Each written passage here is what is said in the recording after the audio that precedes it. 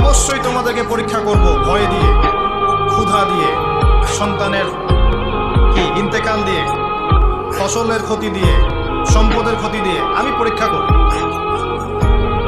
কিন্তু যারা সবর করবে এবং যারা এই কনসেপ্ট রাখবে ইন্না লিল্লাহি ওয়া ইন্না ইলাইহি রাজিউন, এদেরকে আল্লাহ পাক প্রশংসা করেছেন, ইনশাআল্লাহ এরা সফল হবে। আল্লাহ পাক তাকদীর লিখে ফেলেছেন, তাকদীর নিয়ে টেনশন করবেন না, রিজিক নিয়ে টেনশন করবেন না। আমি অবশ্যই তোমাদেরকে পরীক্ষা করব ভয় দিয়ে, ক্ষুধা দিয়ে, সন্তানের ইন্তেকাল দিয়ে, ফসলের ক্ষতি দিয়ে, সম্পদের ক্ষতি দিয়ে আমি পরীক্ষা করব।